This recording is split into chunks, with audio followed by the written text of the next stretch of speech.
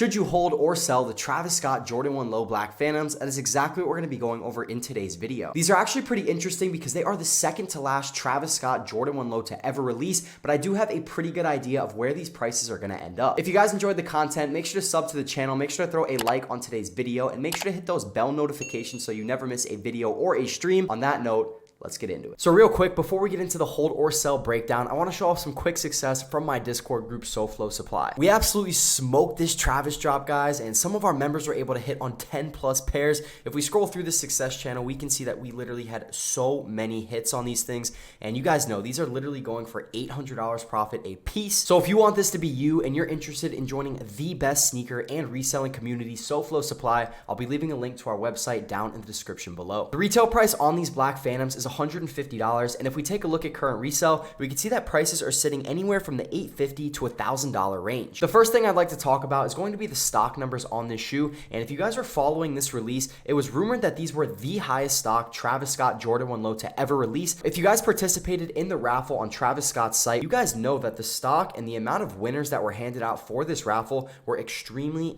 small. I'm pretty well connected within the sneaker and within the reselling community, and guys, I barely knew anyone who won compared to the reverse mochas, compared to the fragments, and compared to any other Travis release in the past. I really did not see a lot of winners, especially on men's sizing. One quick thing to note is that bots did not seem to work at all on that raffle, so it's not like all the entries just got botted and no manual people were hitting. The people that I talked to that did actually hit literally just put in like 1 or 2 entries tops, but as far as I can tell from the Travis Scott raffle and from the raffles from all these retailers, it really did not seem like this was the highest stock Travis Scott Jordan 1 Low of all time. So on the sneakers release, which was December 15th, there was 89,000 pairs of men's, there was 18,000 preschool, and there was also 18,000 toddler pairs as well. When the reverse mochas dropped on sneakers, they had about 55,000 pairs. So with that being said, these had 35,000 more pairs on the sneakers app. The overall consensus is that although they were rumored to be the highest stock Travis Scott Jordan 1 Low of all time, they were still very difficult to get, and if they were the highest stock, I really don't think it was by that much compared to the other colorways. So now we're going to talk about prices and if you should hold or sell these Black Phantoms, and the best way to predict the future is to take a look into the past, and we're going to go do that real quick with some old colorways. The first colorway I want to take a look at is going to be the reverse mochas, and prices on these are sitting anywhere from $1,000 to about $1,500 on these smaller sizes. One thing to keep in mind is that just a general rule of thumb is that smaller sizes are always going to have less stock than, let's say, a size 9 or a size 10. So on average, with sizes that actually got a decent amount of stock, which is going to be like 8 through 12, we're looking at around $1,200 to $1,300 a pair. The biggest thing I want to note is going to be this graph on StockX, and look at this line, guys. This line is straight as an arrow for the overall price action on these reverse mochas, and we're going to compare this to some other colorways in just a second. But guys, look, when they were dropped, this was pre-release $2,500. This was pretty much the same pattern as the Black Phantoms, and we'll look at that next. But guys, after release, they hit this $1,100, $1,200 price point, and they've just been sifting in this channel ever since release, which was about 5 to 6 months ago. This is the chart from the Black Phantoms, and obviously we don't have nearly as much data, but I just wanted to show you guys that pre-sale, they were doing the same exact thing, sitting around that $2,500 per pair, and now since they released, they're sitting down in this $900 range, and this is lower than the reverse mochas ever hit. The next colorway is going to be the OG mochas, and these prices are sitting anywhere from about $1,500 to $2,000. If we look at the price action on these mochas, these are working in reverse to all of the other colorways,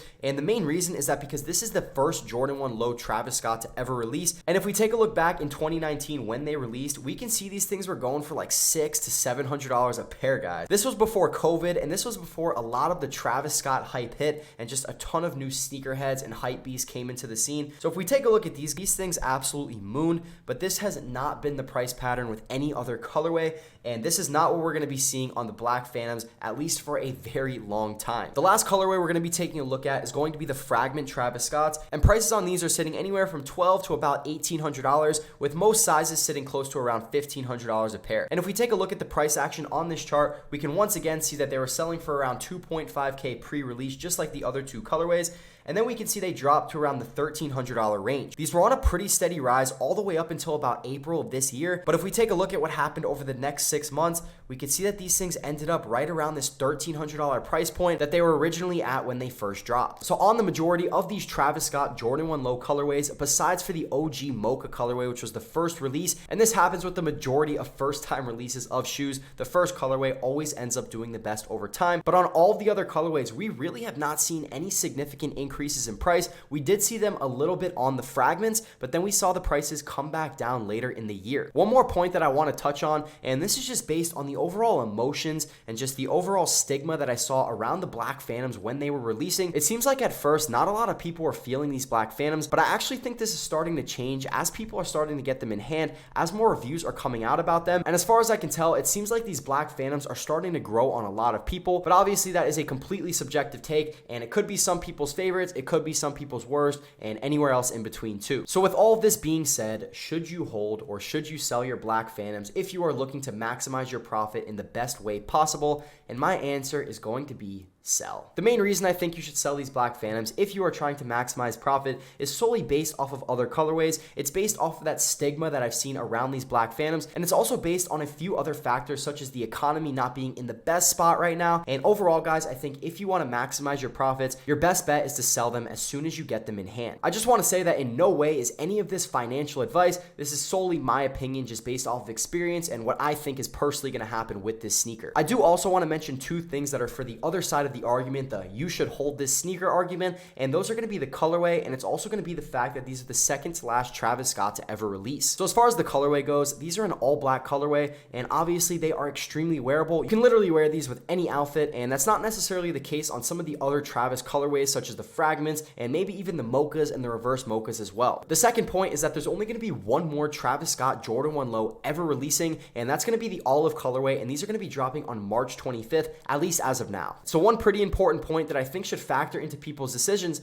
is that once they stop releasing these Travis Scott Jordan 1 Lows, are the prices going to go up? And my personal opinion is that I think that they could. Are they going to absolutely moon and every colorway is going to go to 2K plus? I feel like probably not. But in the short term, maybe we'll see a little bit of an uptick in price after that final release. The other thing I wanted to mention about holding is that if you hold these for like 5, 10 plus years, they will go up. Like there's no doubt they're going to go up. And I'm sure every colorway at that point will be like a 2.5K plus shoe. But you really have to do a deep dive on your current situation. And is making an extra $500 to maybe $1,000+ over the next like 5 to 10 years really worth it for you? Or are you just better off selling them now, taking that capital and putting it into other shoes and other investments that could give you a higher ROI on your money? I think that for the common sizes on these Black Phantoms like 8 through 13, if you can get anywhere in the $900 to $1,000 range for this sneaker, I think that is a very, very good price. And maybe in like 6 to 12 months, they'll go to like 11, maybe 1,200, but I really don't see them going that much higher in the short term. So the overall consensus, in my opinion, is that unless you want to hold these for a very, very long time,